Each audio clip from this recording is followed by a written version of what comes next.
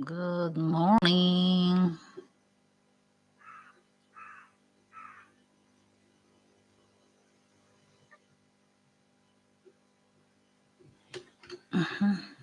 Dali lang. We're live. Good morning. Good morning.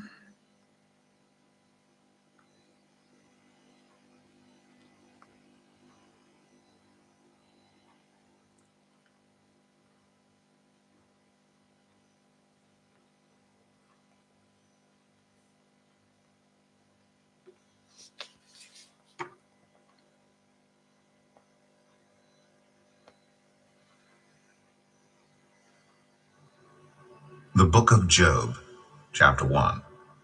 In the land of Uz there lived a man whose name was Job. This man was blameless and upright. He feared God and shunned evil. He had 7 sons and 3 daughters, and he owned 7,000 sheep, 3,000 camels, 500 yoke of oxen, and 500 donkeys, and had a large number of servants. He was the greatest man among all the people of the East. His sons used to hold feasts in their homes on their birthdays, and they would invite their 3 sisters to eat and drink with them. When a period of feasting had run its course, Job would make arrangements for them to be purified. Early in the morning he would sacrifice a burnt offering for each of them, thinking, "Perhaps my children have sinned and cursed God in their hearts." This was Job's regular custom. One day the angels came to present themselves before the Lord, and Satan also came with them. The Lord said to Satan, "Where have you come from?"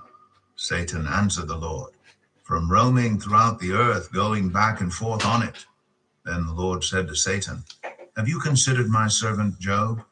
There is no one on earth like him. He is blameless and upright, a man who fears God and shuns evil." "Does Job fear God for nothing?" Satan replied. "Have you not put a hedge around him and his household and everything he has?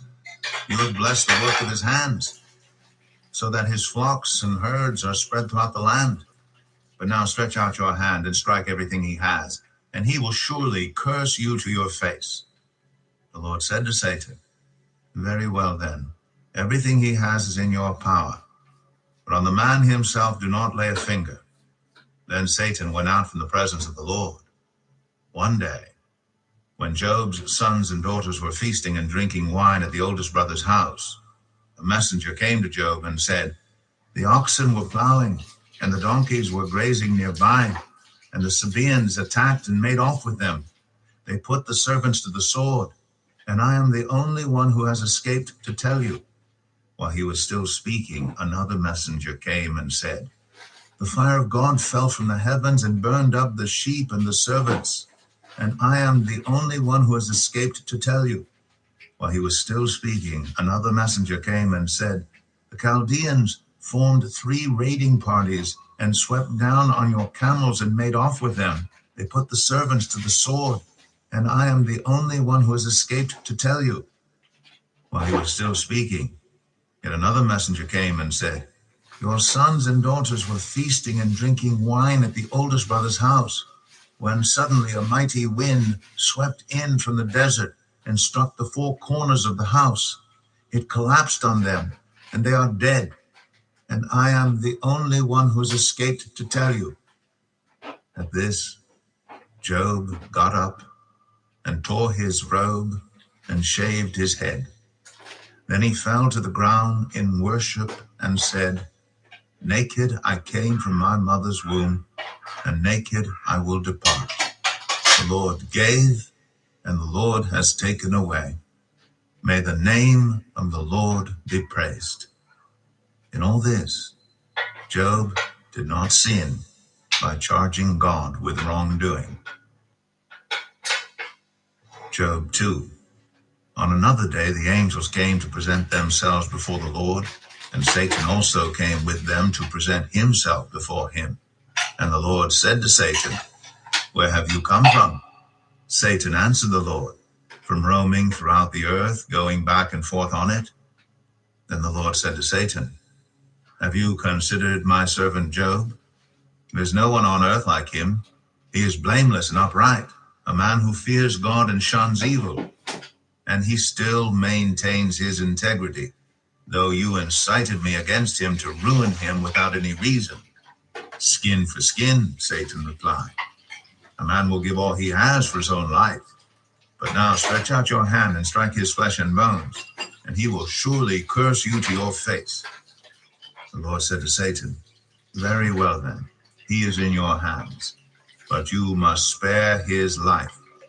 So Satan went out from the presence of the Lord and afflicted Job with painful sores from the soles of his feet to the crown of his head. Then Job took a piece of broken pottery and scraped himself with it as he sat among the ashes. His wife said to him, Are you still maintaining your integrity? Curse God and die. He replied, You are talking like a foolish woman. Shall we accept good from God and not trouble? In all this, Job did not sin in what he said. When Job's 3 friends, Eliphaz the Temanite, Bildad the Shuhite, and Zophar the Naamathite, heard about all the troubles that had come upon him, they set out from their homes and met together by agreement to go and sympathize with him and comfort him. When they saw him from a distance, they could hardly recognize him. They began to weep aloud, and they tore their robes and sprinkled dust on their heads. Then they sat on the ground with him for 7 days and 7 nights. No one said a word to him because they saw how great his suffering was. Job 3. After this, Job opened his mouth and cursed the day of his birth. He said, May the day of my birth perish, and the night that said, A boy is conceived. That day may it turn to darkness. May God above not care about it. May no light shine on it. May gloom and utter darkness claim it once more. May a cloud settle over it. May blackness overwhelm it. That night, may thick darkness seize it. May it not be included among the days of the year, nor be entered in any of the months. May that night be barren. May no shout of joy be heard in it. May those who curse days curse that day, those who are ready to rouse Leviathan. May its morning stars become dark. May it wait for daylight in vain, and not see the rays of dawn. For it did not shut the doors of the womb on me to hide trouble from my eyes. Why did I not perish at birth and die as I came from the womb? Why were there knees to receive me and breasts that I might be nursed? For now I would be lying down in peace. I would be asleep and at rest with kings and rulers of the earth who built for themselves places now lying in ruins, with princes who had gold, who filled their houses with silver. Or why was I not hidden away in the ground like a stillborn child, like an infant who never saw the light of day? There the wicked cease from turmoil, and there the weary are at rest. Captives also enjoy their ease. They no longer hear the slave drivers shout. The small and the great are there, and the slaves are freed from their owners. Why is light given to those in misery, and life to the bitter of soul, to those who long for death that does not come, who search for it more than for hidden treasure, who are filled with gladness and rejoice when they reach the grave? Why is life given to a man whose way is hidden, whom God has hedged in?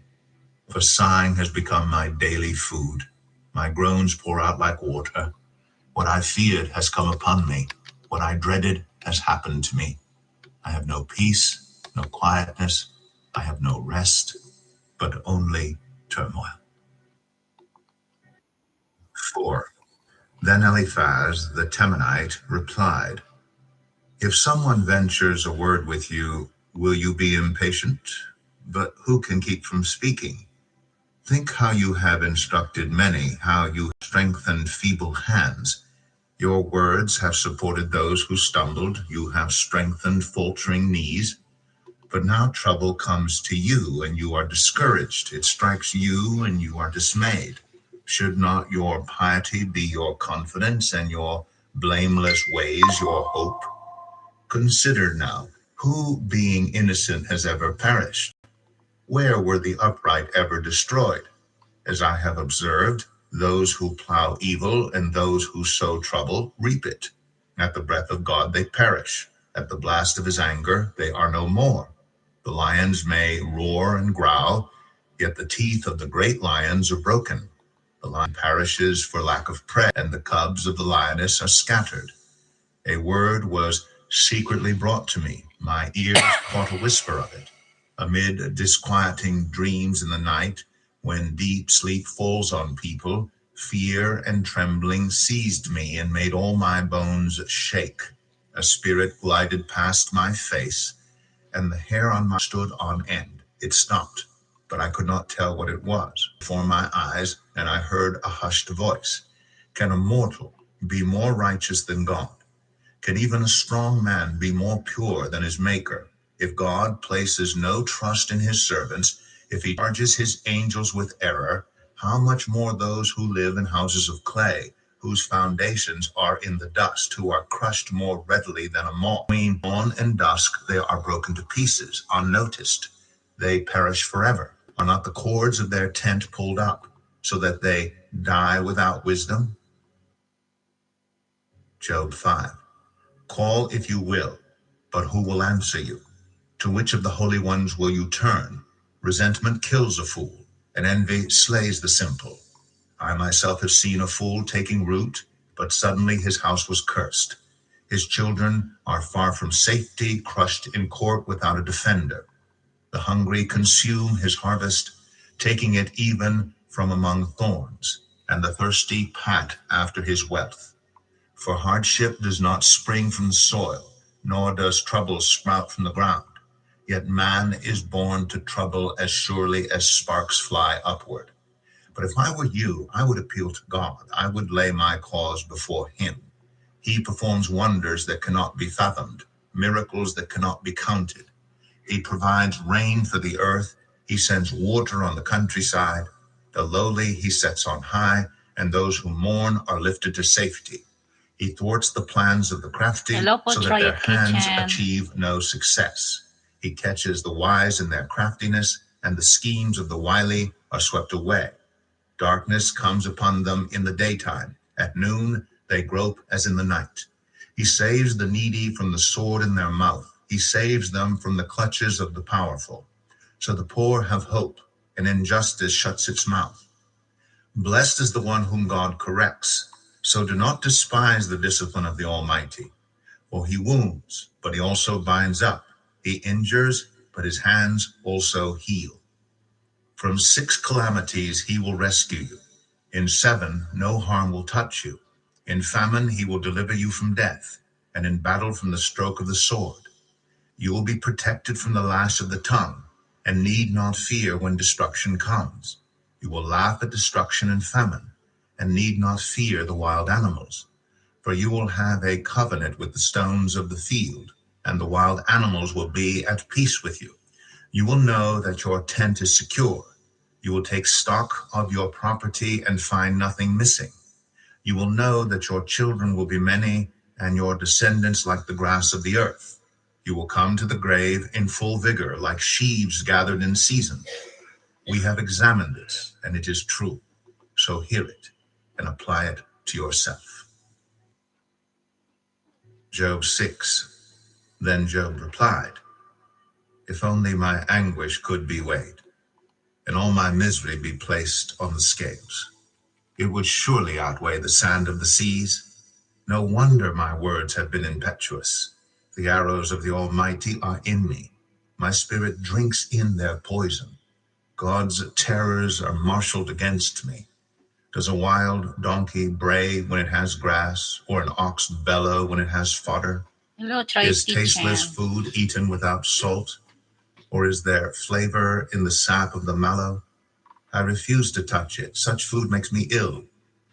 Oh, that I might have my request, that God would grant what I hope for, that God would be willing to crush me, to let loose his hand and cut off my life. Then I would still have this consolation, my joy in unrelenting pain, that I had not denied the words of the Holy One. What strength do I have that I should still hope? What prospects that I should be patient? Do I have the strength of stone? Is my flesh bronze? Do I have any power to help myself now that success has been driven from me? Anyone who withholds kindness from a friend forsakes the fear of the Almighty. But my brothers are as undependable as intermittent streams, as the flowing ice and swollen with melting snow, but that stop flowing in the dry season and in the heat vanish from their channels. Caravans turn aside from their routes. They go off into the wasteland and perish. The caravans of Tema look for water. The traveling merchants of Sheba look in hope. They are distressed because they had been confident. They arrive there only to be disappointed. Now you too have proved to be of no help. You see something dreadful and are afraid. Have I ever said, give something on my behalf, pay a ransom for me from your wealth, deliver me from the hand of the enemy, rescue me from the clutches of the ruthless? Teach me, and I will be quiet. Show me where I have been wrong. How painful are honest words. But what do your arguments prove? Do you mean to correct what I say and treat my desperate words as wind? You would even cast lots for the fatherless and barter away your friend. But now be so kind as to look at me. Would I lie to your face? Relent. Do not be unjust. Reconsider, for my integrity is at stake. Is there any wickedness on my lips? Can my mouth not discern malice? Job 7. Do not mortals have hard service on earth? Are not their days like those of hired laborers? Like a slave longing for the evening shadows, or a hired laborer waiting to be paid. So I have been allotted months of futility, and nights of misery have been assigned to me. When I lie down, I think, how long before? The night drags on, and toss and turn until dawn. My body is clothed with worms and scabs. My skin is broken and festering. My days are swifter than a weaver's shuttle, and they come to an end without hope. Remember, O God, that my life is but a breath. My eyes will never see happiness again. The eye that now sees me will see me no longer. You will look for me, but I will be no more. As a cloud vanishes and is gone, so one who goes down to the grave does not return. He will never come to his house again. His place will know him no more. Therefore I will not keep silent. I will speak out in the anguish of my spirit. I will complain in the bitterness of my soul. Am I the sea or the monster of the deep that you put me under guard? When I think my bed will comfort me and my couch will ease my complaint, even then you frighten me with dreams and terrify me with visions, so that I prefer strangling and death rather than this body of mine. I despise my life. I would not live forever. Let me alone. My days have no meaning. What is mankind that you make so much of them, that you give them so much attention, that you examine them every morning and test them every moment? Will you never look away from me, or let me alone even for an instant? If I have sinned, what have I done to you, you who sees everything we do? Why have you made me your target? Have I become a burden to you? Why do you not pardon my offenses and forgive my sins? For I will soon lie down in the dust. You will search for me, but I will be no more. Job 8. Then Bildad the Shuhite replied, how long will you say such things? Your words are a blustering wind. Does God pervert justice? Does the Almighty pervert what is right? When your children sinned against him, he gave them over to the penalty of their sin. But if you will seek God earnestly and plead with the Almighty, if you are pure and upright, even now he will rouse himself on your behalf and restore you to your prosperous state. Your beginnings will seem humble. So prosperous will your future be. Ask the former generation and find out what their ancestors learned. For we were born only yesterday and know nothing, and our days on earth are but a shadow. Will they not instruct you and tell you? Will they not bring forth words from their understanding? Can papyrus grow tall where there is no marsh? Can reeds thrive without water? While still growing and uncut, they wither more quickly than grass. Such is the destiny of all who forget God. So perishes the hope of the godless. What they trust in is fragile. What they rely on is a spider's web. They lean on the web, but it gives way. They cling to it, but it does not hold. They are like a well-watered plant in the sun, spreading its shoot over the garden. It entwines its roots around a pile of rocks and looks for a place among the stones. But when it is torn from its spot, that place disowns it and says, I never saw you. Surely its life withers away, and from the soil other plants grow. Surely God does not reject one who is blameless or strengthen the hands of evildoers. He will yet fill your mouth with laughter and your lips with shouts of joy. Your enemies will be clothed in shame, and the tents of the wicked will be no more. Job 9. Then Job replied, Indeed, I know that this is true. But how can mere mortals prove their innocence before God?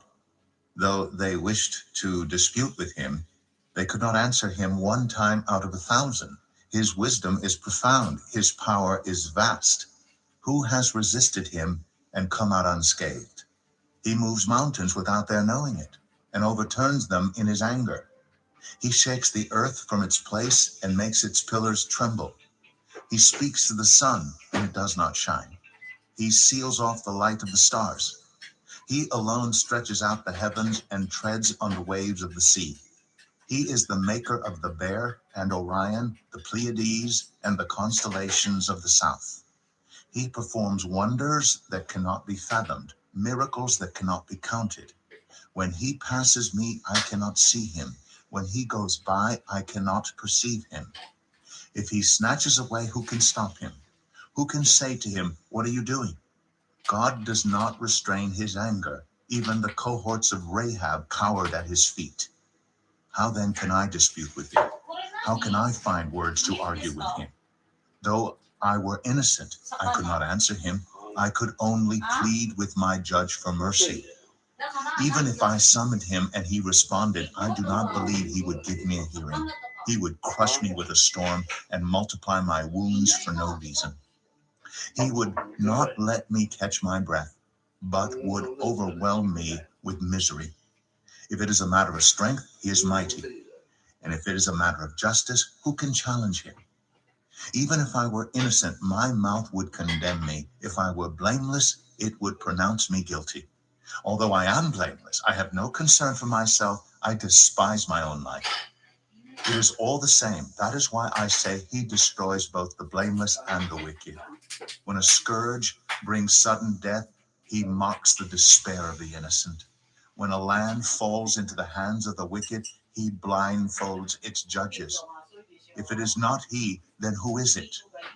My days are swifter than a runner. They fly away without a glimpse of joy. They skim past like boats of papyrus, like eagles swooping down on their prey. If I say I will forget my complaint, I will change my expression and smile, I still dread all my sufferings, for I know you will not hold me innocent. Since I am already found guilty, why should I struggle in vain? Even if I washed myself with soap and my hands with cleansing powder, you would plunge me into a slime pit, so that even my clothes would detest me. He is not a mere mortal like me, that I might answer him, that we might confront each other in court.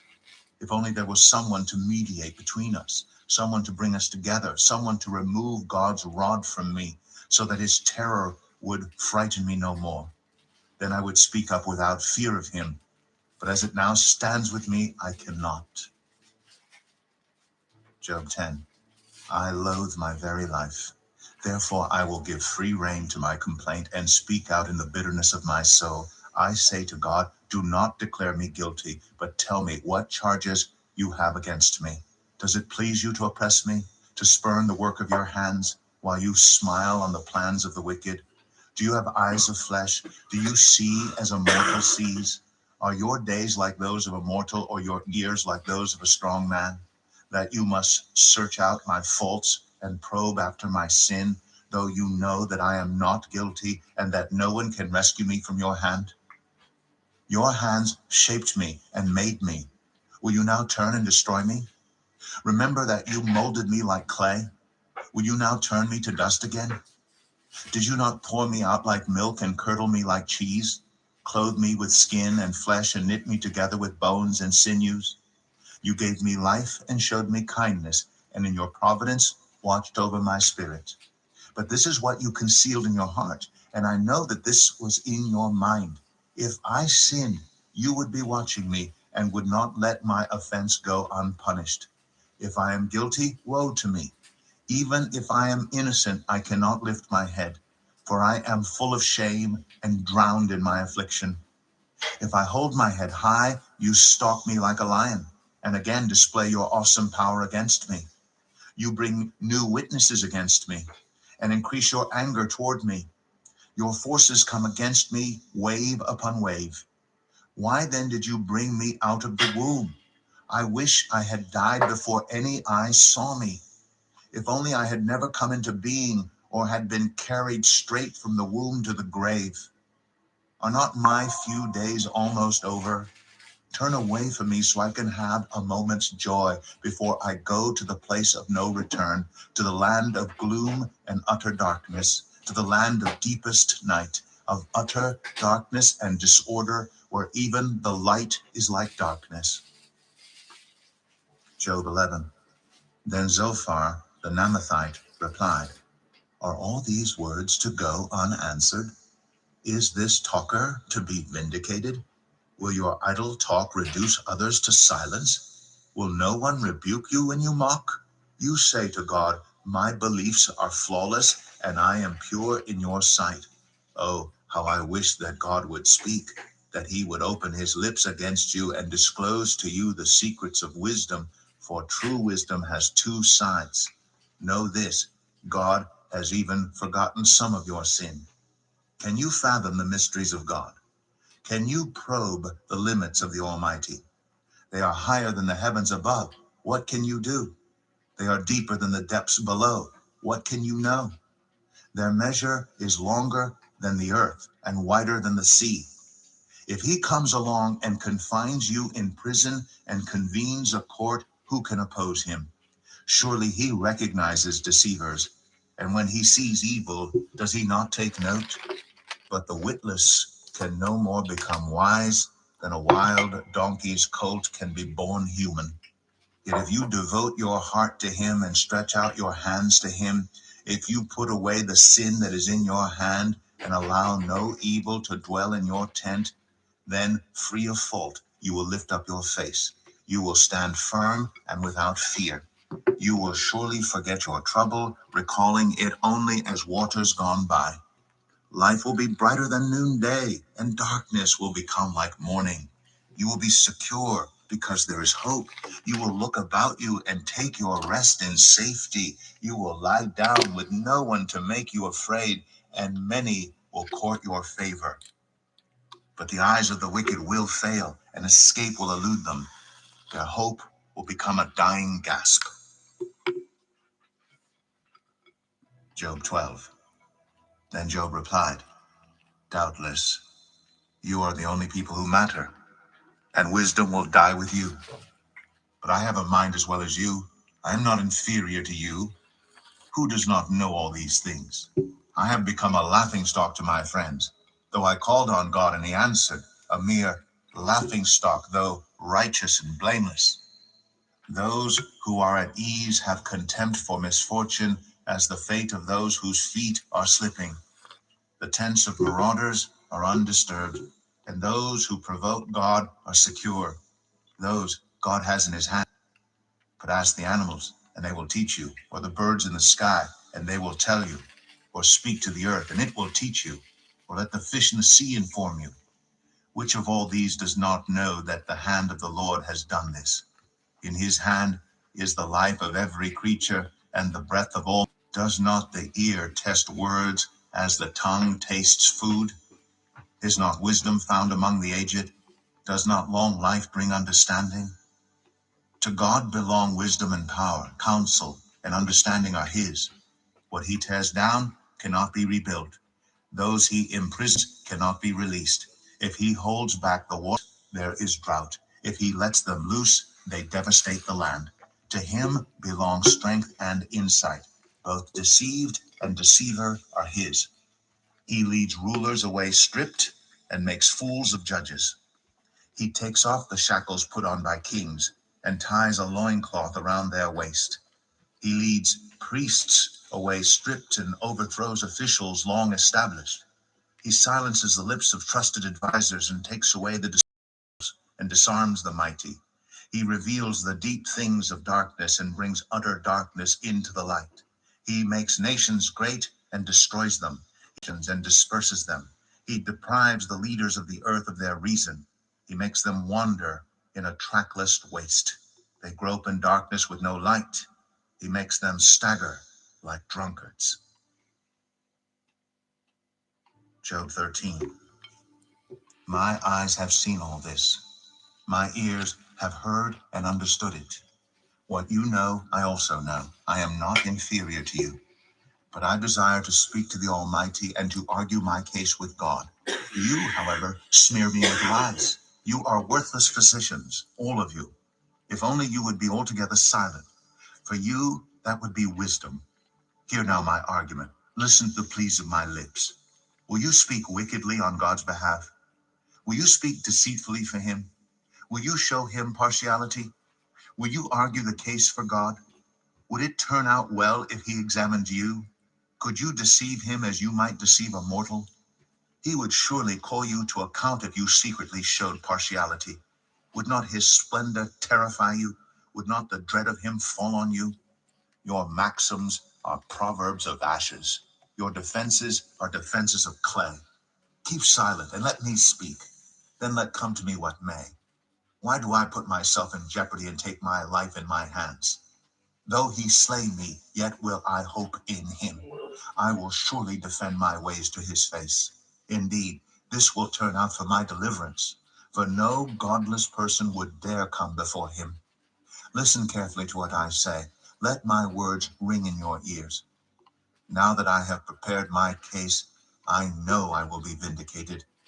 Can anyone bring charges against me? If so, I will be silent and die. Only grant me these two things, God, and then I will not hide from you.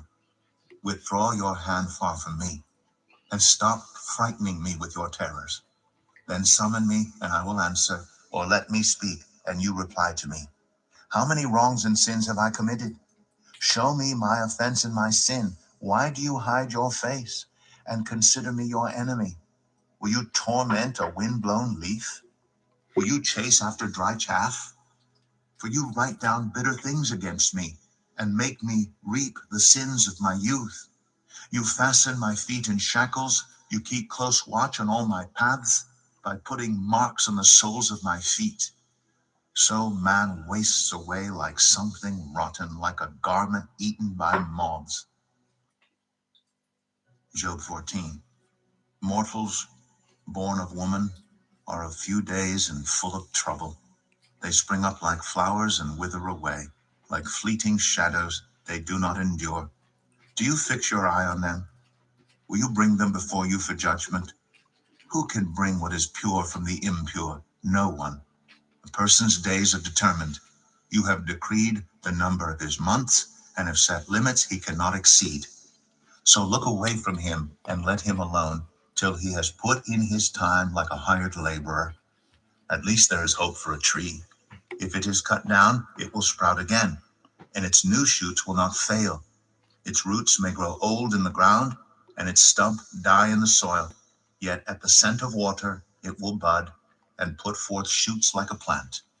But a man dies and is laid low. He breathes his last and is no more. As the water of a lake dries up, or a riverbed becomes parched and dry, so he lies down and does not rise, till the heavens are no more, People will not awake or be roused from their sleep. If only you would hide me in the grave and conceal me till your anger has passed. If only you would set me a time and then remember me. If someone dies, will they live again? All the days of my hard service, I will wait for my renewal to come. You will call, and I will answer you. You will long for the creature your hands have made.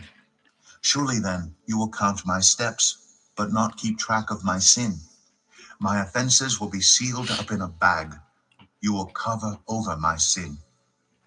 But as a mountain erodes and crumbles, and as a rock is moved from its place, as water wears away stones, and torrents wash away the soil, so you destroy a person's hope. You overpower them once for all, and they are gone. You change their countenance and send them away. If their children are honored, they do not know it. If their offspring are brought low, they do not see it. They feel but the pain of their own bodies and mourn only for themselves. Job 15. Then Eliphaz the Temanite replied, would a wise person answer with empty notions, or fill their belly with the hot east wind? Would they argue with useless words, with speeches that have no value? But you even undermine piety and hinder devotion to God. Your sin prompts your mouth. You adopt the tongue of the crafty. Your own mouth condemns you, not mine. Your own lips testify against you. Are you the first man ever born? Were you brought forth before the hills? Do you listen in on God's counsel? Do you have a monopoly on wisdom? What do you know that we do not know? What insights do you have that we do not have? The gray-haired and the aged are on our side, men even older than your father. Are God's consolations not enough for you, words spoken gently to you? Why has your heart carried you away, and why do your eyes flash, so that you vent your rage against God and pour out such words from your mouth? What are mortals that they could be pure, or those born of woman that they could be righteous? If God places no trust in his holy ones, if even the heavens are not pure in his eyes, how much less mortals who are vile and corrupt, who drink up evil like water? Listen to me, and I will explain to you. Let me tell you what I have seen, what the wise have declared, hiding nothing received from their ancestors, to whom alone the land was given when no foreigners moved among them. All his days the wicked man suffers torment, the ruthless man through all the years stored up for him. Terrifying sounds fill his ears. When all seems well, marauders attack him. He despairs of escaping the realm of darkness. He is marked for the sword. He wanders about for food like a vulture. He knows the day of darkness is at hand. Distress and anguish fill him with terror. Troubles overwhelm him like a king poised to attack, because he shakes his fist at God and vaunts himself against the Almighty, defiantly charging against him with a thick, strong shield. Though his face is covered with fat and his waist bulges with flesh, he will inhabit ruined towns and houses where no one lives, houses crumbling to rubble. He will no longer be rich, and his wealth will not endure, nor will his possessions spread over the land. He will not escape the darkness. A flame will wither his shoots, and the breath of God's mouth will carry him away. Let him not deceive himself by trusting what is worthless, for he will get nothing in return. Before his time, he will wither, and his branches will not flourish. He will be like a vine stripped of its unripe grapes, like an olive tree shedding its blossoms. For the company of the godless will be barren, and fire will consume the tents of those who love bribes. They conceive trouble and give birth to evil. Their womb fashions deceit. Job 16. Then Job replied, I have heard many things like these. You are miserable comforters, all of you. Will your long-winded speeches never end? What ails you that you keep on arguing? I also could speak like you, if you were in my place. I could make fine speeches against you and shake my head at you, but my mouth would encourage you. Comfort from my lips would bring you relief. Yet if I speak, my pain is not relieved, and if I refrain, it does not go away. Surely, God, you have worn me out. You have devastated my entire household. You have shriveled me up, and it has become a witness. My gauntness rises up and testifies against me. God assails me and tears me in his anger, and gnashes his teeth at me. My opponent fastens on me his piercing eyes. People open their mouths to jeer at me. They strike my cheek in scorn and unite together against me. God has turned me over to the ungodly and thrown me into the clutches of the wicked.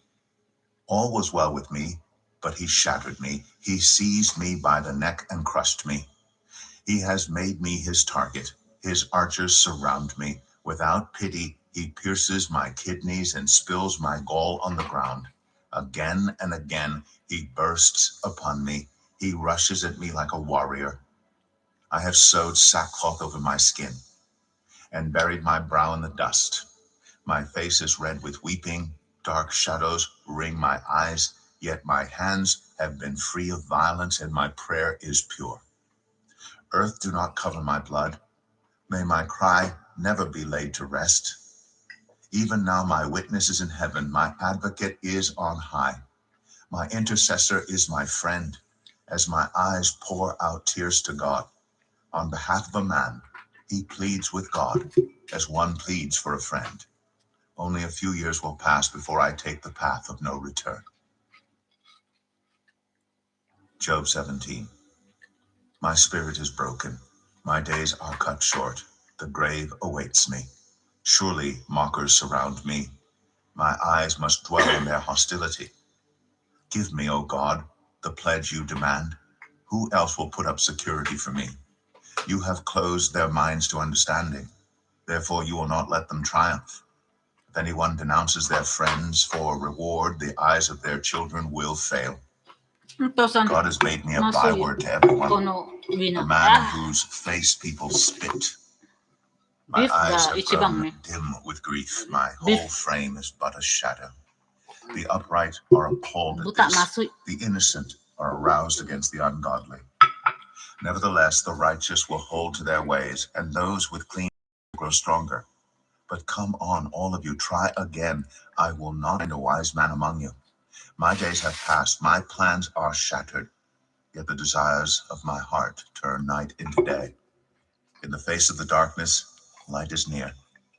If the only home I hope for is the grave, if I spread out my bed in the realm of darkness, if I say to corruption, you are my father, and to the worm, my mother or my sister, where then is my hope? Who can see any hope for me? Will it go down to the gates of death? Will we descend together into the dust? Job 18. Then Bildad the Shuhite replied, when will you end these speeches? Be sensible, and then we can talk. Why are we regarded as cattle and considered stupid in your sight? You who tear yourself to pieces in your anger, is the earth to be abandoned for your sake? Or must the rocks be moved from their place? The lamp of a wicked man is snuffed out. The flame of his fire stops burning. The light in his tent becomes dark. The lamp beside him goes out. The vigor of his step is weakened. His own schemes throw him down. His feet thrust him into a net. He wanders into its mesh. A trap seizes him by the heel. A snare holds him fast. A noose is hidden for him on the ground. A trap lies in his path. Terrors startle him on every side and dog his every step. Calamity is hungry for him. Disaster is ready for him when he falls. It eats away parts of his skin. Death's firstborn devours his limbs. He is torn from the security of his tent and marched off to the king of terrors. Fire resides in his tent. Burning sulfur is scattered over his dwelling. His roots dry up below, and his branches wither above. The memory of him perishes from the earth. He has no name in the land. He is driven from light into the realm of darkness and is banished from the world. He has no offspring or descendants among his people, no survivor where once he lived. People of the West are appalled at his fate. Those of the East are seized with horror. Surely such is the dwelling of an evil man. Such is the place of one who does not know God. Job 19. Then Job replied, how long will you torment me and crush me with words? 10 times now you have reproached me. Shamelessly you attack me. If it is true that I have gone astray, my error remains my concern alone. If indeed you would exalt yourselves above me and use my humiliation against me, then know that God has wronged me and drawn his net around me. Though I cry violence, I get no response. Though I call for help, there is no justice. He has blocked my way so I cannot pass. He has shrouded my paths in darkness. He has stripped me of my honor and removed the crown from my head. He tears me down on every side till I am gone. He uproots my hope like a tree. His anger burns against me. He counts me among his enemies. His troops advance in force. They build a siege ramp against me and encamp around my tent. He has alienated my family from me. My acquaintances are completely estranged from me. My relatives have gone away. My closest friends have forgotten me. My guests and my female servants count me a foreigner. They look on me as a stranger. I summon my servant, but he does not answer, though I beg him with my own mouth. My breath is offensive to my wife. I am loathsome to my own family. Even the little boys scorn me. When I appear, they ridicule me. All my intimate friends detest me. Those I love have turned against me. I am nothing but skin and bones. I have escaped only by the skin of my teeth. Have pity on me, my friends. Have pity, for the hand of God has struck me. Why do you pursue me as God does? Will you never get enough of my flesh? Oh, that my words were recorded, that they were written on a scroll, that they were inscribed with an iron tool on lead, or engraved in rock forever.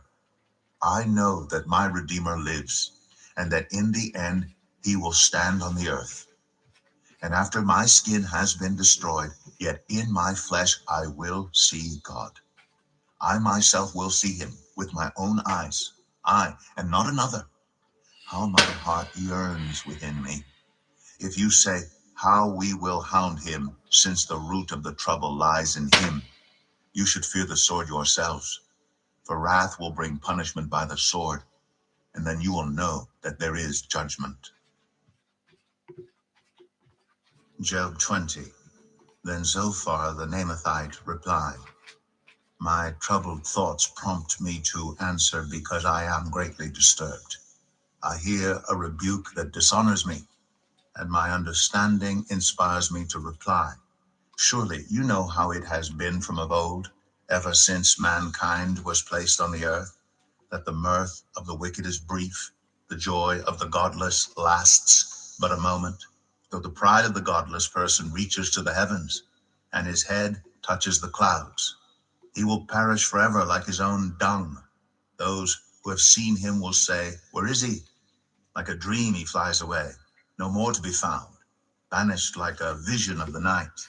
The eye that saw him will not see him again. His place will look on him no more. His children must make amends to the poor. His own hands must give back his wealth. The youthful vigor that fills his bones will lie with him in the dust. Though evil is sweet in his mouth, and he hides it under his tongue, though he cannot bear to let it go and lets it linger in his mouth, yet his food will turn sour in his stomach. It will become the venom of serpents within him. He will spit out the riches he swallowed. God will make his stomach vomit them up. He will suck the poison of serpents. The fangs of an adder will kill him. He will not enjoy the streams, the rivers flowing with honey and cream. What he toiled for, he must give back uneaten. He will not enjoy the profit from his trading, For he has oppressed the poor and left them destitute. He has seized houses he did not build. Surely he will have no respite from his craving. He cannot save himself by his treasure. Nothing is left for him to devour. His prosperity will not endure. In the midst of his plenty, distress will overtake him. The full force of misery will come upon him.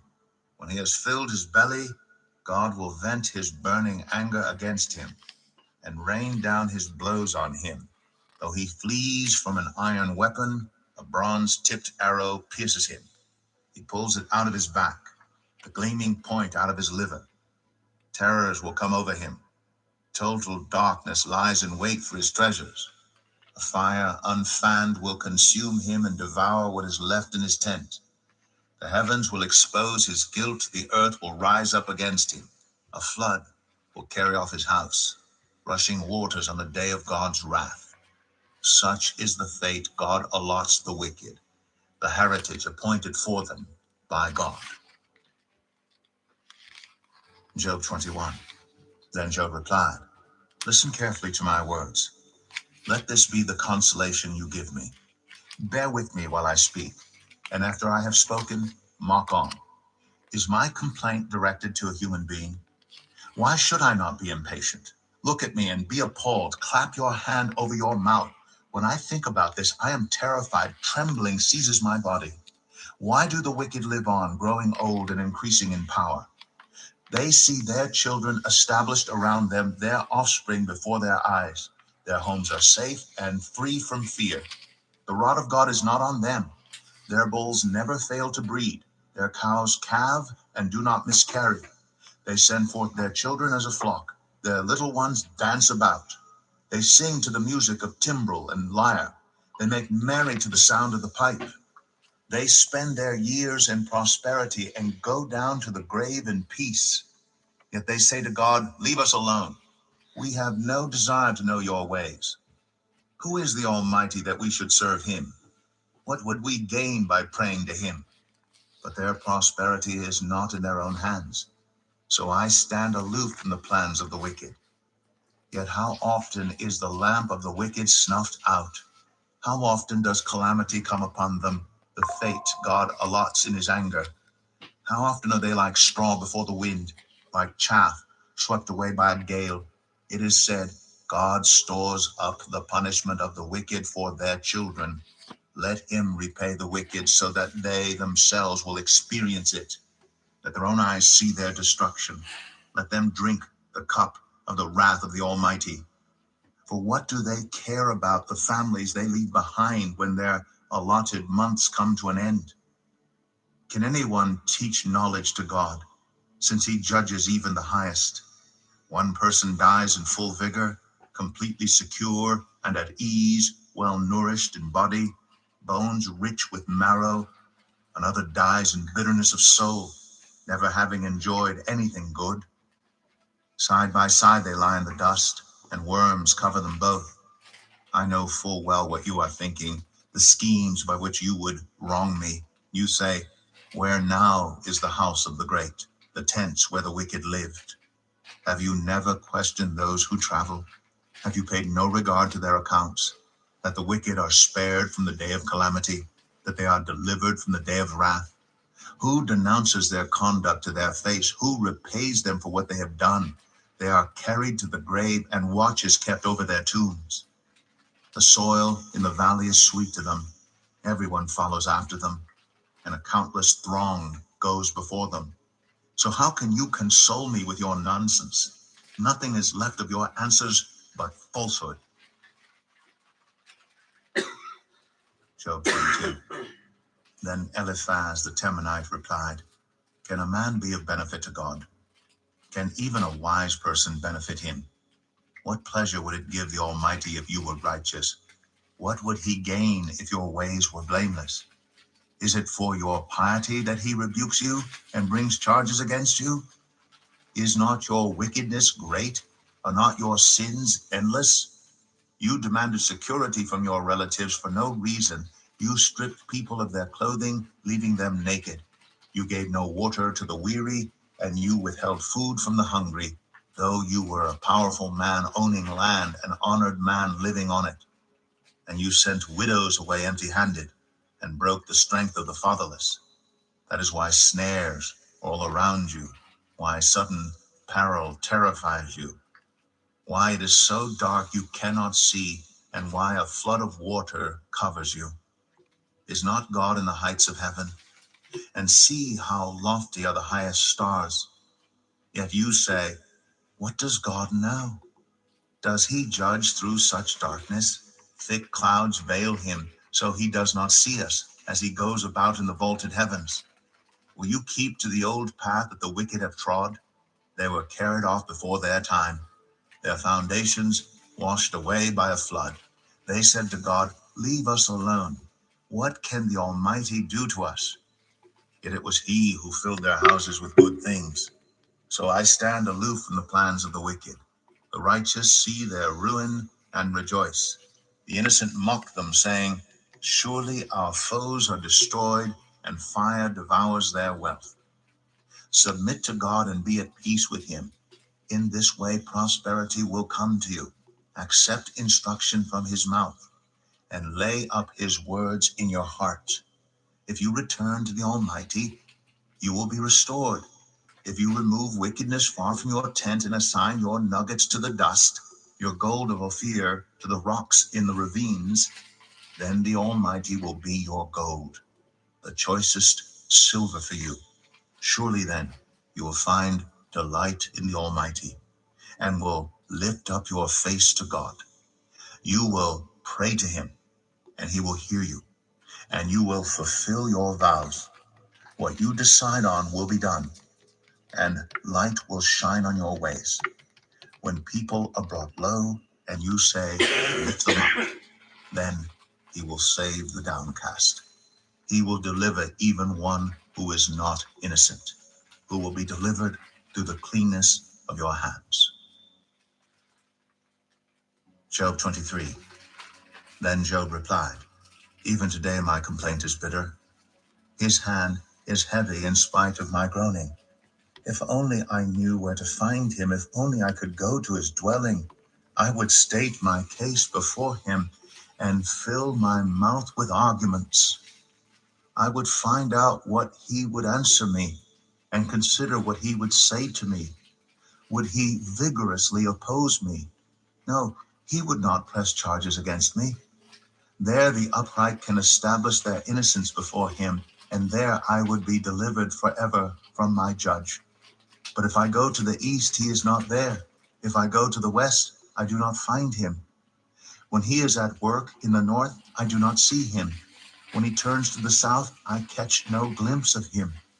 But he knows the way that I take. When he has tested me, I will come forth as gold. My feet have closely followed his steps. I have kept to his way without turning aside. I have not departed from the commands of his lips. I have treasured the words of his mouth more than my daily bread. But he stands alone, and who can oppose him? He does whatever he pleases. He carries out his decree against me, and many such plans he still has in store. That is why I'm terrified before him. When I think of all this, I fear him. God has made my heart faint. The Almighty has terrified me. Yet I am not silenced by the darkness, by the thick darkness that covers my face. Job 24. Why does the Almighty not set times for judgment? Why must those who know him look in vain for such days? There are those who move boundary stones. They pasture flocks they have stolen. They drive away the orphan's donkey and take the widow's ox in pledge. They thrust the needy from the path and force all the poor of the land into hiding. Like wild donkeys in the desert, the poor go about their labor of foraging food. The wasteland provides food for their children. They gather fodder in the fields and glean in the vineyards of the wicked. Lacking clothes, they spend the night naked. They have nothing to cover themselves in the cold. They are drenched by mountain rains and hug the rocks for lack of shelter. The fatherless child is snatched from the breast. The infant of the poor is seized for a debt. Lacking clothes, they go about naked. They carry the sheaves, but still go hungry. They crush olives among the terraces. They tread the wine presses, yet suffer thirst. The groans of the dying arise from the city, and the souls of the wounded cry out for help. But God charges no one with wrongdoing. There are those who rebel against the light, who do not know its ways or stay in its paths. When daylight is gone, the murderer rises up, kills the poor and needy, and in the night steals forth like a thief. The eye of the adulterer watches for dusk.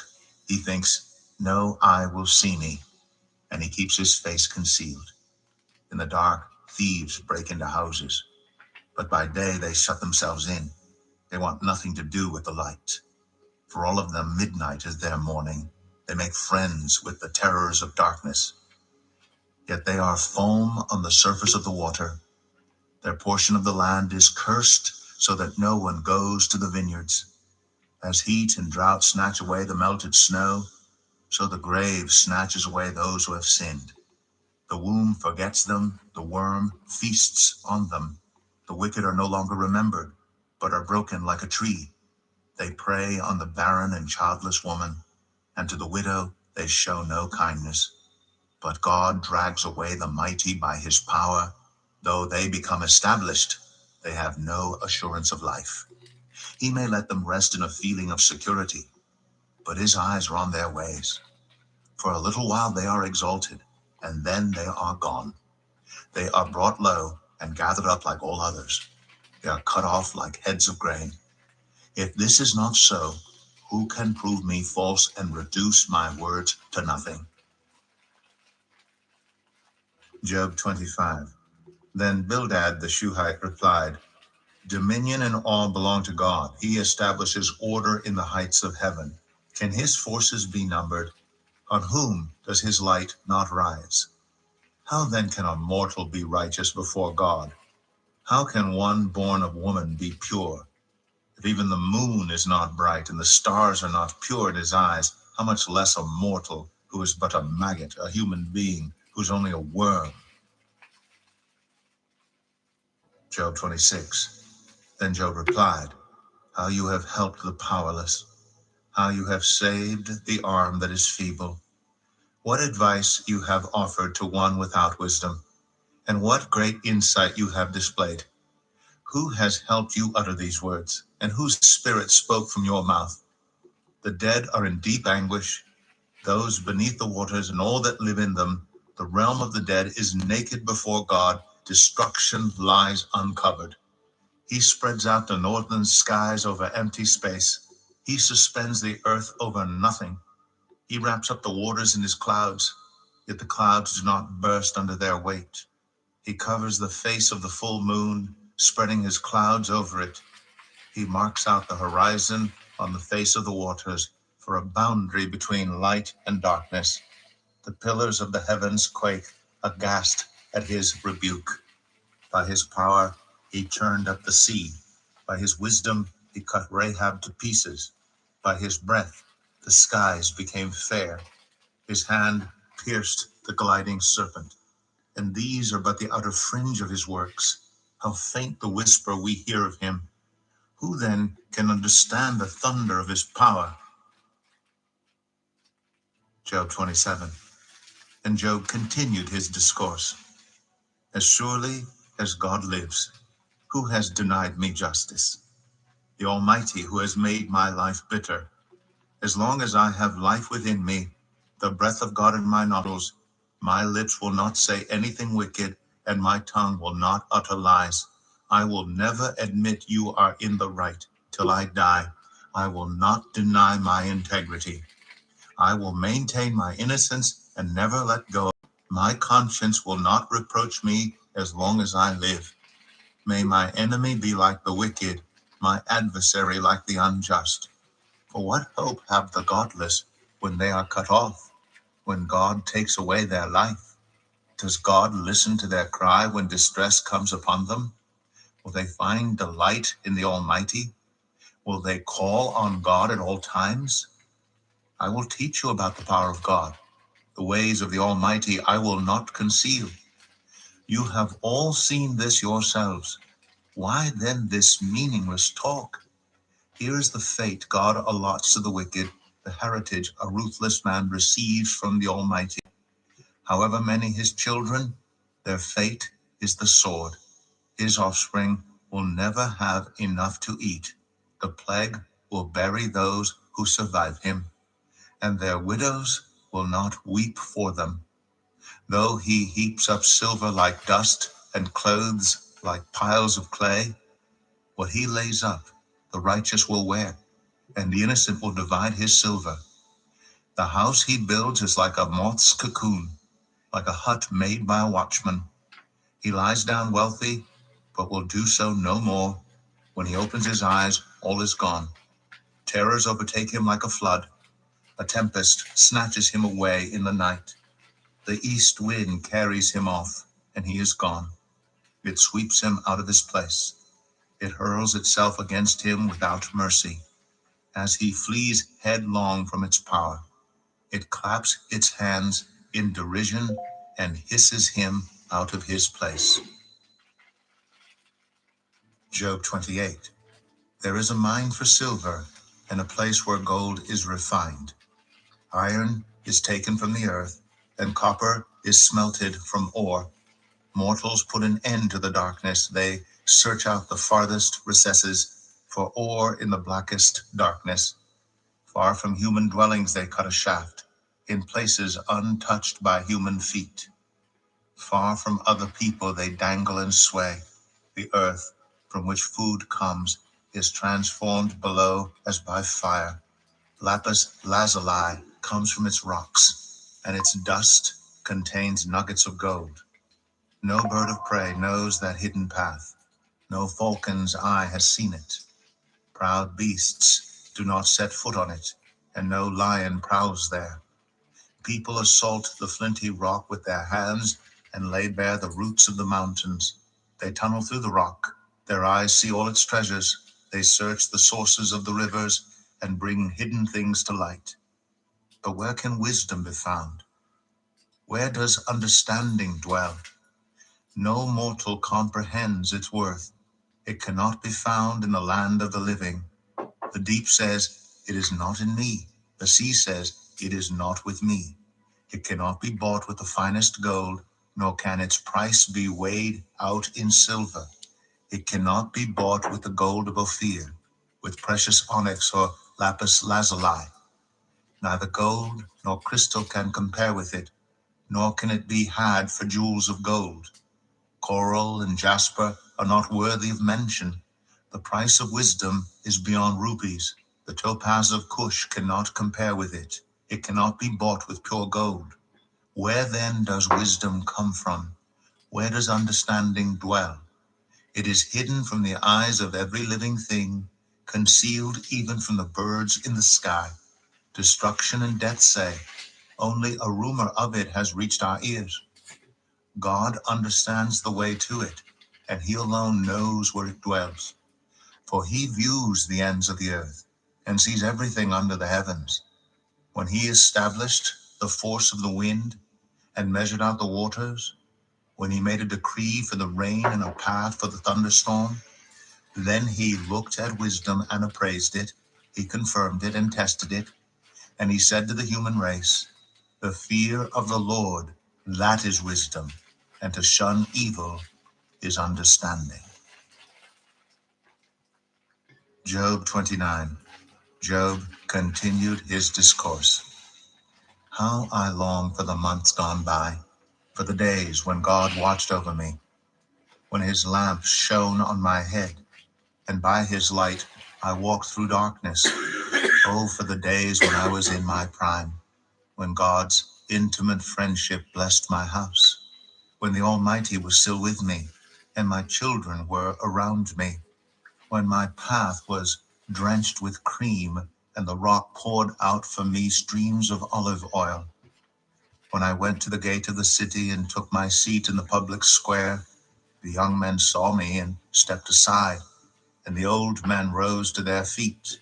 The chief men refrained from speaking and covered their mouths with their hands. The voices of the nobles were hushed, and their tongues stuck to the roof of their mouths.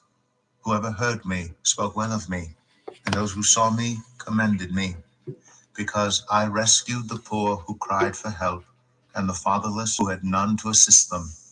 The one who was dying blessed me. I made the widow's heart sing. I put on righteousness as my clothing. Justice was my robe and my turban. I was eyes to the blind and feet to the lame. I was a father to the needy. I took up the case of the stranger. I broke the fangs of the wicked and snatched the victims from their teeth. I thought, I will die in my own house. My days as numerous as the grains of sand. My roots will reach to the water, and the dew will lie all night on my branches. My glory will not fade. The bow will be ever new in my hand. People listened to me expectantly, waiting in silence for my counsel. After I had spoken, they spoke no more. My words fell gently on their ears. They waited for me as for showers, and drank in my words as the spring rain. When I smiled at them, they scarce did. The light of my face was precious to them. I chose the way for them, and sat as their chief. I dwelt as a king among his troops. I was like one who comforts mourners. Job 30. But now they mock me, men younger than I, whose fathers I would have disdained to put with my sheepdogs. Of what use was the strength of their hands to me, since their vigor had gone from them? Haggard from want and hunger, they roamed the parched land and desolate wastelands at night. In the brush they gathered salt herbs, and their food was the root of the broom bush. They were banished from human society, shouted at as if they were thieves. They were forced to live in the dry stream beds, among the rocks and in holes in the ground.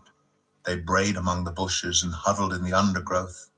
A base and nameless brood, they were driven out of the land. And now those young men mock me in song. I have become a byword among them. They detest me and keep their distance. They do not hesitate to spit in my face. Now that God has unstrung my bow and afflicted me, they throw off restraint in my presence. On my right the tribe attacks. They lay snares for my feet. They build their siege ramps against me. They break up my road. They succeed in destroying me. No one can help him, they say. They advance as though a gaping breach. Amid the ruins they come rolling in. Terrors overwhelm me. My dignity is driven away as by the wind. My safety vanishes like a cloud. And now my life ebbs away. Days of suffering grip me. Night pierces my bones. My gnawing pains never rest. In his great power, God becomes like clothing to me. He binds me like the neck of my garment. He throws me into the mud, and I am reduced to dust and ashes. I cry out to you, God, but you do not answer.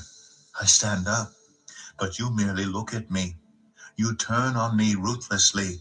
With the might of your hand, you attack me. You snatch me up and drive me before the wind. You toss me about in the storm. I know you will bring me down to death, to the place appointed for all the living. Surely no one lays a hand on a broken man when he cries for help in his distress. Have I not wept for those in trouble? Has not my soul grieved for the poor?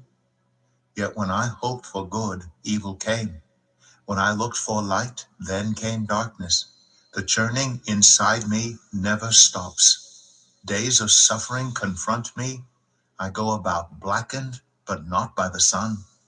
I stand up in the assembly and cry for help. I have become a brother of jackals, a companion of owls. My skin grows black and peels. My body burns with fever. My lyre is tuned to mourning, and my pipe to the sound of wailing. Job 31. I made a covenant with my eyes not to look lustfully at a young woman. For what is our lot from God above, our heritage from the Almighty on high? Is it not ruin for the wicked, disaster for those who do wrong? Does he not see my ways and count my every step? If I have walked with falsehood, or my foot has hurried after deceit, let God weigh me in honest scales, and he will know that I am blameless. If my steps have turned from the path, if my heart has been led by my eyes, or if my hands have been defiled, then may others eat what I have sown, and may my crops be uprooted. If my heart has been enticed by a woman, or if I have lurked at my neighbor's door, then may my wife grind another man's grain, and may other men sleep with her. For that would have been wicked, a sin to be judged. It is a fire that burns to destruction. It would have uprooted my harvest. If I have denied justice to any of my servants, whether male or female, when they had a grievance against me, what will I do when God confronts me? What will I answer when called to account? Did not he who made me in the womb make them? Did not the same one form us both within our mothers? If I have denied the desires of the poor, or let the eyes of the widow grow weary, if I have kept my bread to myself, not sharing it with the fatherless, but from my youth I reared them as a father would, and from my birth I guided the widow.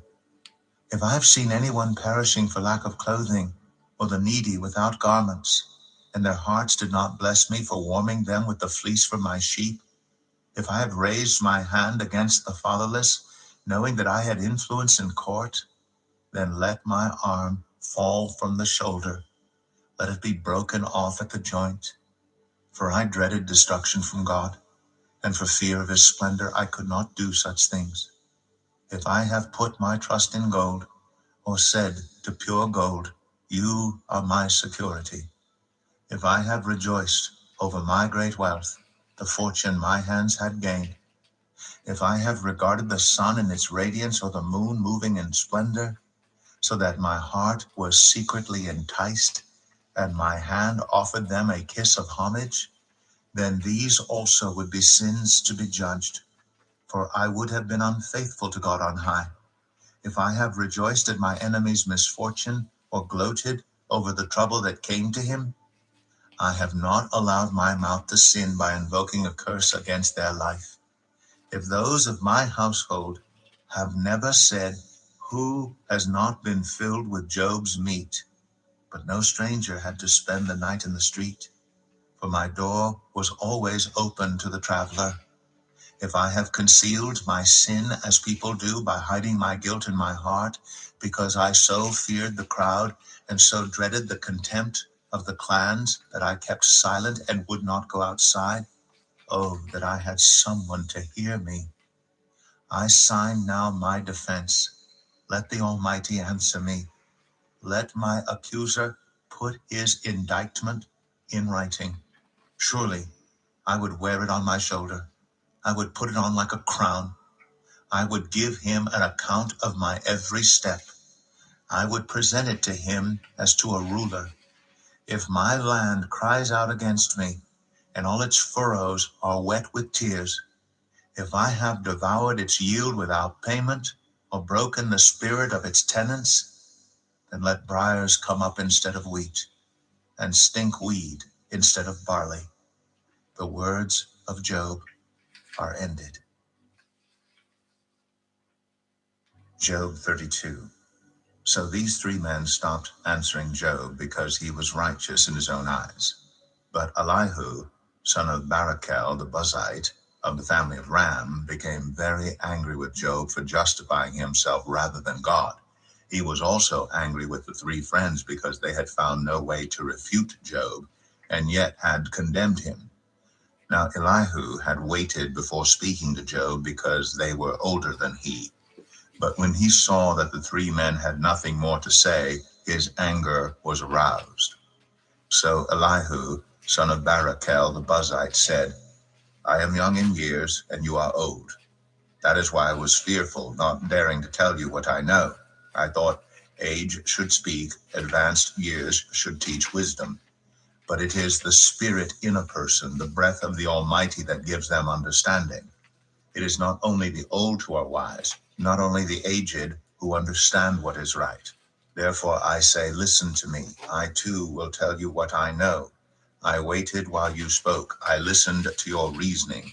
While you were searching for words, I gave you my full attention. But not one of you has proved Job wrong. None of you has answered his arguments. Do not say, we have found wisdom. Let God, not a man, refute him.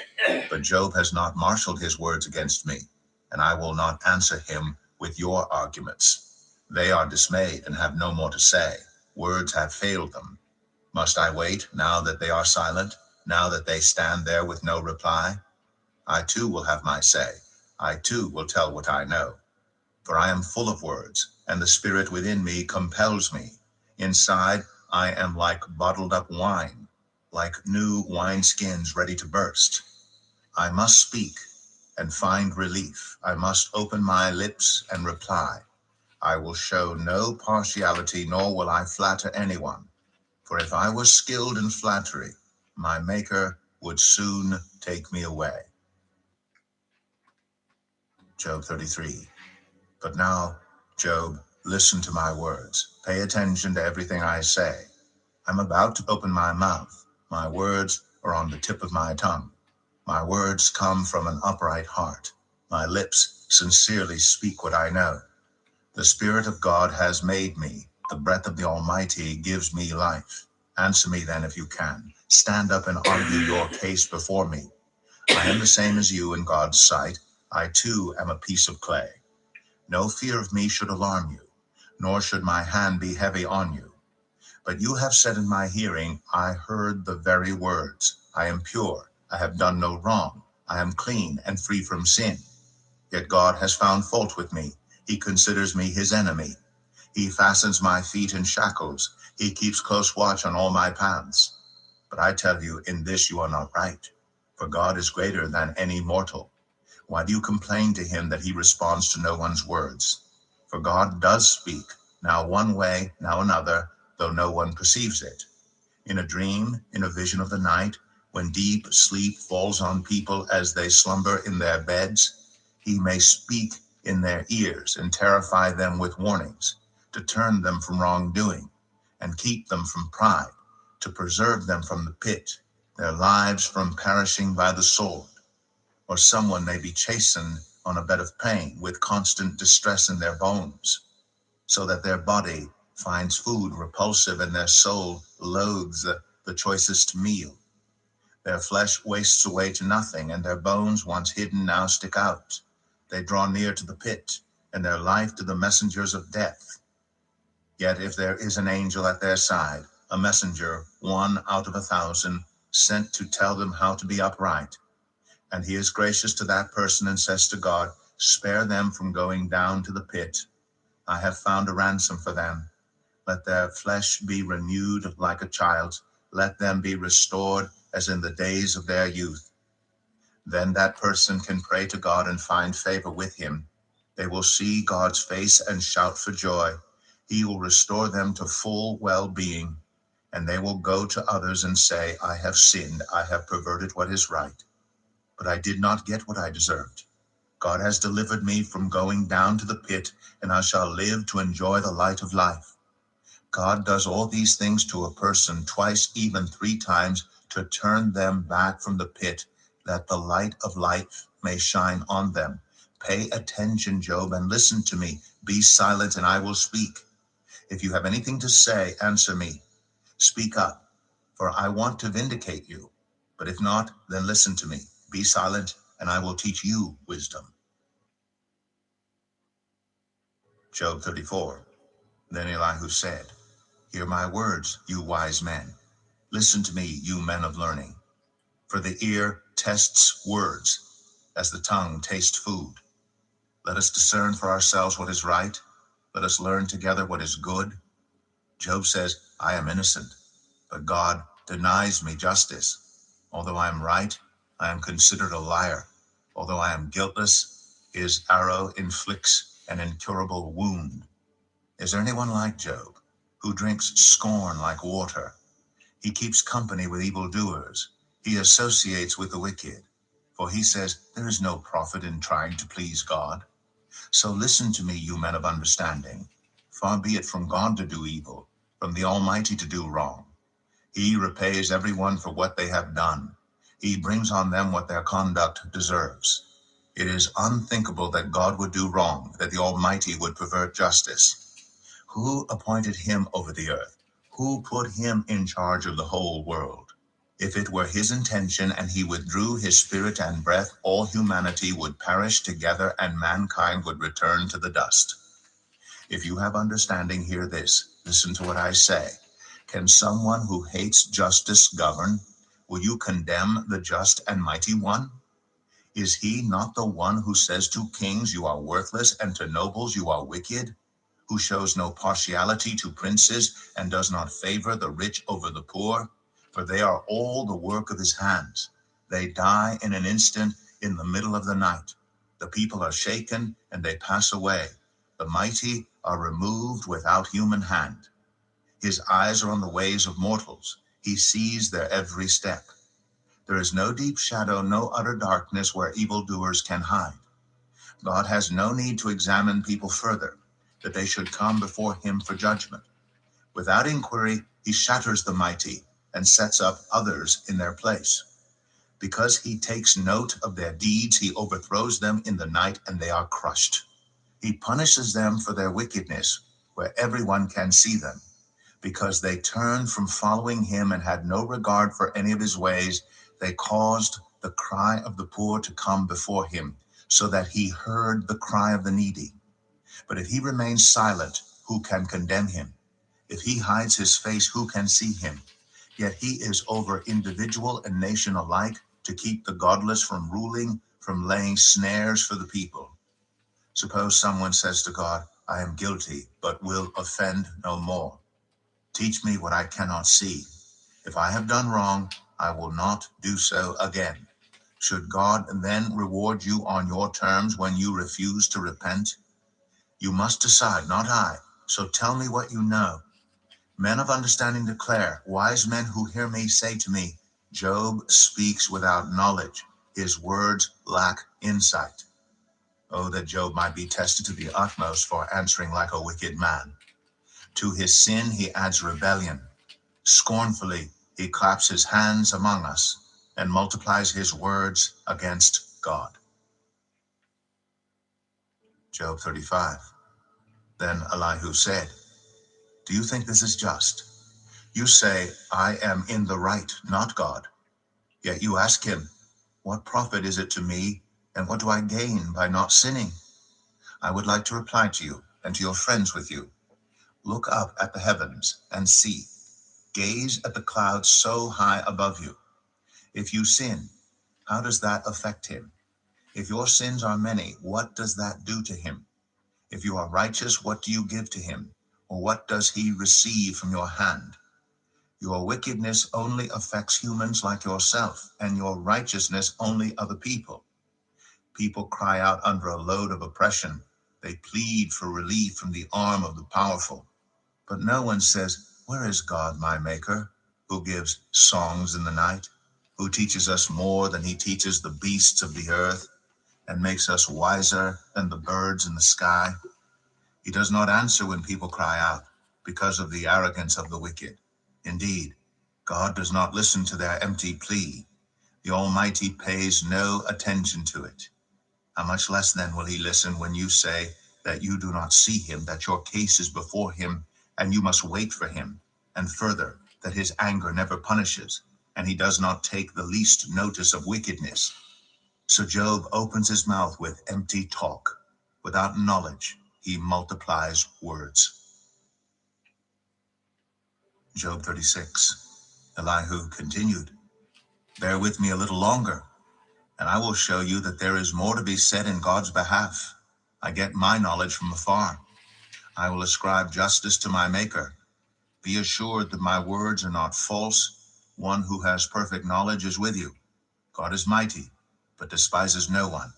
He is mighty and firm in his purpose. He does not keep the wicked alive, but gives the afflicted their rights. He does not take his eyes off the righteous. He enthrones them with kings and exalts them forever. But if people are bound in chains, held fast by cords of affliction, he tells them what they have done, that they have sinned arrogantly. He makes them listen to correction and commands them to repent of their evil. If they obey and serve him, they will spend the rest of their days in prosperity and their years in contentment. But if they do not listen, they will perish by the sword and die without knowledge. The godless in heart harbor resentment. Even when he fetters them, they do not cry for help. They die in their youth, among male prostitutes of the shrines. But those who suffer, he delivers in their suffering. He speaks to them in their affliction. He is wooing you from the jaws of distress to a spacious place free from restriction, to the comfort of your table laden with choice food. But now you are laden with the judgment due the wicked. Judgment and justice have taken hold of you. Be careful that no one entices you by riches. Do not let a large bribe turn you aside. Would your wealth or even all your mighty efforts sustain you so you would not be in distress? Do not long for the night, to drag people away from their homes. Beware of turning to evil, which you seem to prefer to affliction. God is exalted in his power. Who is a teacher like him? Who has prescribed his ways for him, or said to him, you have done wrong? Remember to extol his work, which people have praised in song. All humanity has seen it. Mortals gaze on it from afar. How great is God, beyond our understanding. The number of his years is past finding out. He draws up the drops of water, which distill as rain to the streams. The clouds pour down their moisture, and abundant showers fall on mankind. Who can understand how he spreads out the clouds, how he thunders from his pavilion? See how he scatters his lightning about him, bathing the depths of the sea. This is the way he governs the nations and provides food in abundance. He fills his hands with lightning and commands it to strike its mark. His thunder announces the coming storm. Even the cattle make known its approach. Job 37. At this my heart pounds and leaps from its place.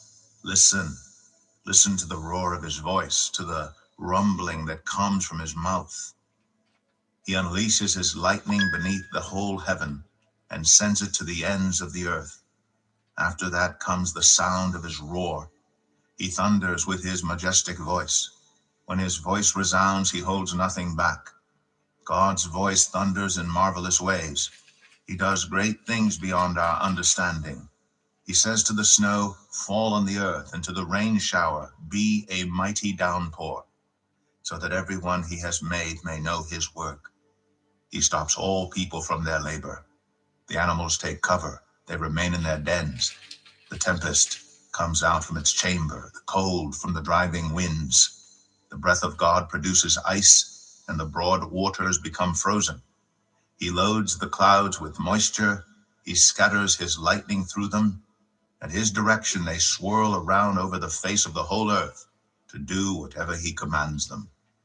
He brings the clouds to punish people, or to water his earth and show his love.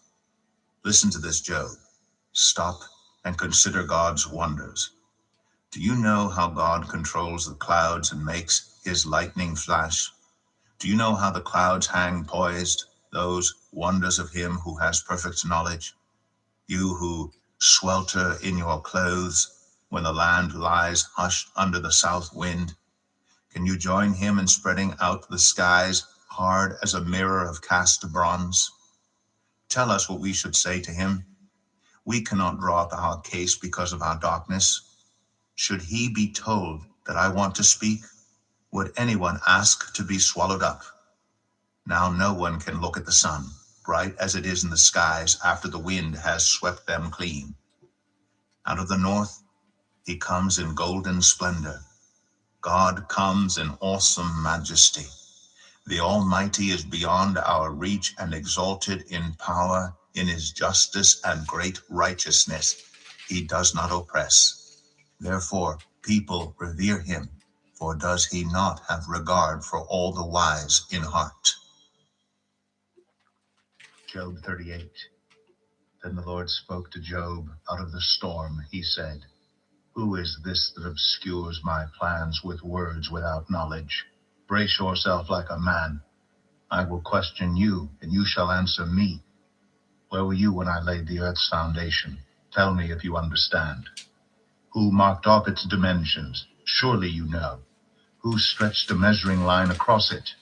On what were its footings set? Or who laid its cornerstone while the morning stars sang together and all the angels shouted for joy? Who shut up the sea behind doors when it burst forth from the womb? When I made the clouds its garment and wrapped it in thick darkness, when I fixed limits for it and set its doors and bars in place, when I said, This far you may come and no farther, here is where your proud waves halt. Have you ever given orders to the morning, or shown the dawn its place, that it might take the earth by the edges and shake the wicked out of it? The earth takes shape like clay under a seal.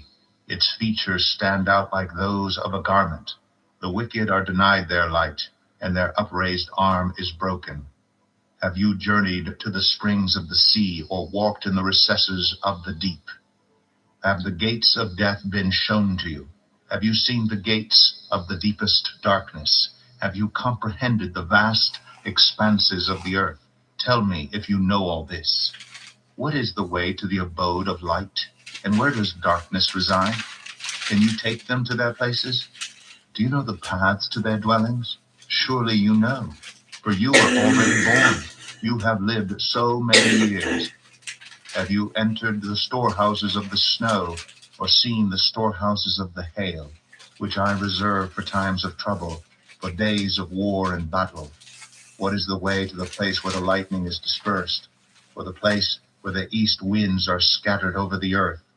Who cuts a channel for the torrents of rain, and a path for the thunderstorm, to water a land where no one lives, an uninhabited desert, to satisfy a desolate wasteland and make it sprout with grass? Does the rain have a father? Who fathers the drops of dew?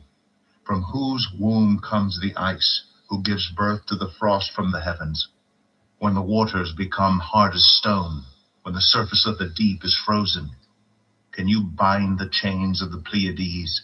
Can you loosen Orion's belt? Can you bring forth the constellations in their seasons, or lead out the bear with its cubs? Do you know the laws of the heavens? Can you set up God's dominion over the earth? Can you raise your voice to the clouds and cover yourself with a flood of water? Do you send the lightning bolts on their way? Do they report to you, Here we are? Who gives the ibis wisdom, or gives the rooster understanding? Who has the wisdom to count the clouds? Who can tip over the water jars of the heavens, when the dust becomes hard and the clods of earth stick together? Do you hunt the prey for the lioness, and satisfy the hunger of the lions, when they crouch in their dens or lie in wait in a thicket? Who provides food for the raven when its young cry out to God and wander about for lack of food? Job 39. Do you know when the mountain goats give birth? Do you watch when the doe bears her fawn? Do you count the months till they bear? Do you know the time they give birth? They crouch down and bring forth their young. Their labor pains are ended. Their young thrive and grow strong in the wilds. They leave and do not return. Who let the wild donkey go free? Who untied its ropes? I gave it the wasteland as its home, the salt flats as its habitat. It laughs at the commotion in the town. It does not hear a driver's shout. It ranges the hills for its pasture and searches for any green thing. Will the wild ox consent to serve you? Will it stay by your manger at night? Can you hold it to the furrow with a harness? Will it till the valleys behind you? Will you rely on it for its great strength? Will you leave your heavy work to it? Can you trust it to haul in your grain and bring it to your threshing floor? The wings of the ostrich flap joyfully, though they cannot compare with the wings and feathers of the stork. She lays her eggs on the ground and lets them warm in the sand, unmindful that a foot may crush them, that some wild animal may trample them. She treats her young harshly as if they were not hers. She cares not that her labor was in vain. For God did not endow her with wisdom or give her a share of good sense. Yet when she spreads her feathers to run, she laughs at horse and rider. Do you give the horse its strength or clothe its neck with a flowing mane? Do you make it leap like a locust, striking terror with its proud snorting? It paws fiercely, rejoicing in its strength, and charges into the fray. It laughs at fear, afraid of nothing. It does not shy away from the sword. The quiver rattles against its side, along with the flashing spear and lance. In frenzied excitement, it eats up the ground. It cannot stand still when the trumpet sounds. At the blast of the trumpet, it snorts, aha! It catches the scent of battle from afar, the shout of commanders and the battle cry. Does the hawk take flight by your wisdom and spread its wings toward the south? Does the eagle soar at your command and build its nest on high? It dwells on a cliff and stays there at night. A rocky crag is its stronghold. From there it looks for food. Its eyes detect it from afar. Its young ones feast on blood, and where the slain are, there it is. Job 40. The Lord said to Job, will the one who contends with the Almighty correct him? Let him who accuses God answer him. Then Job answered the Lord, I am unworthy. How can I reply to you? I put my hand over my mouth. I spoke once, but I have no answer, twice, but I will say no more. Then the Lord spoke to Job out of the storm. Brace yourself like a man. I will question you, and you shall answer me. Would you discredit my justice? Would you condemn me to justify yourself? Do you have an arm like God's, and can your voice thunder like his? Then adorn yourself with glory and splendor, and clothe yourself in honor and majesty. Unleash the fury of your wrath. Look at all who are proud and bring them low. Look at all who are proud and humble them. Crush the wicked where they stand. Bury them all in the dust together. Shroud their faces in the grave. Then I myself will admit to you that your own right hand can save you. Look at Behemoth, which I made along with you, and which feeds on grass like an ox. What strength it has in its loins, what power in the muscles of its belly. Its tail sways like a cedar, the sinews of its thighs are close knit. Its bones are tubes of bronze, its limbs like rods of iron. It ranks first among the works of God, yet its maker can approach it with his sword. The hills bring it their produce, and all the wild animals play nearby. Under the lotus plants it lies, hidden among the reeds in the marsh. The lotuses conceal it in their shadow. The poplars by the stream surround it. A raging river does not alarm it. It is secure, though the Jordan should surge against its mouth. Can anyone capture it by the eyes, or trap it and pierce its nose? Job 41. Can you pull in Leviathan with a fishhook, or tie down its tongue with a rope? Can you put a cord through its nose, or pierce its jaw with a hook? Will it keep begging you for mercy? Will it speak to you with gentle words? Will it make an agreement with you, for you to take it as your slave for life? Can you make a pet of it like a bird, or put it on a leash for the young women in your house? Will traders barter for it? Will they divide it up among the merchants? Can you fill its hide with harpoons, or its head with fishing spears? If you lay a hand on it, you will remember the struggle and never do it again. Any hope of subduing it is false. The mere sight of it is overpowering. No one is fierce enough to rouse it. Who then is able to stand against me? Who has a claim against me that I must pay? Everything under heaven belongs to me. I will not fail to speak of Leviathan's limbs, its strength and its graceful form. Who can strip off its outer coat? Who can penetrate its double coat of armor? Who dares open the doors of its mouth, ringed about with fearsome teeth? Its back has rows of shields tightly sealed together. Each is so close to the next that no air can pass between. They are joined fast to one another. They cling together and cannot be parted. Its snorting throws out flashes of light. Its eyes are like the rays of dawn. Flames stream from its mouth, sparks of fire shoot out, smoke pours from its nostrils as from a boiling pot over burning reeds. Its breath sets coals ablaze, and flames dart from its mouth. Strength resides in its neck, dismay goes before it. The folds of its flesh are tightly joined, they are firm and immovable. Its chest is hard as rock, hard as a lower millstone. When it rises up, the mighty are terrified. They retreat before its thrashing. The sword that reaches it has no effect, nor does the spear or the dart or the javelin. Iron it treats like straw, and bronze like rotten wood. Arrows do not make it flee. Sling stones are like chaff to it. A club seems to it but a piece of straw. It laughs at the rattling of the lance. Its undersides are jagged potsherds, leaving a trail in the mud like a threshing sledge. It makes the depths churn like a boiling cauldron, and stirs up the sea like a pot of ointment. It leaves a glistening wake behind it. One would think the deep had white hair.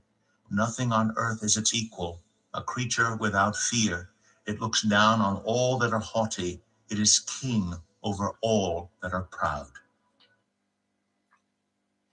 Job 42. Then Job replied to the Lord, I know that you can do all things. No purpose of yours can be thwarted. You asked, who is this that obscures my plans without knowledge? Surely I spoke of things I did not understand, things too wonderful for me to know. You said, listen now, and I will speak. I will question you, and you shall answer me. My ears have heard of you, but now my eyes have seen you. Therefore I despise myself and repent in dust and ashes. After the Lord had said these things to Job, he said to Eliphaz the Temanite, I am angry with you and your 2 friends, because you have not spoken the truth about me, as my servant Job has. So now, take 7 bulls and 7 rams, and go to my servant Job, and sacrifice a burnt offering for yourselves. My servant Job will pray for you, and I will accept his prayer, and not deal with you according to your folly. You have not spoken the truth about me, as my servant Job has.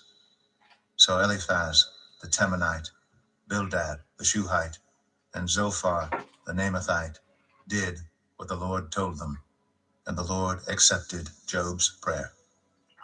After Job had prayed for his friends, the Lord restored his fortunes and gave him twice as much as he had before. All his brothers and sisters and everyone who had known him before came and ate with him in his house. They comforted and consoled him over all the trouble the Lord had brought on him, and each one gave him a piece of silver and a gold ring. The Lord blessed the latter part of Job's life more than the former part.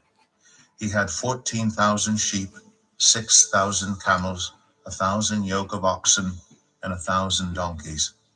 And he also had 7 sons and 3 daughters. The first daughter he named Jemimah, the second Keziah, and the third Karen Hapuk. Nowhere in all the land were there found women as beautiful as Job's daughters, and their father granted them an inheritance along with their brothers. After this, Job lived 140 years. He saw his children and their children to the 4th generation. And so Job died, an old man and full of years.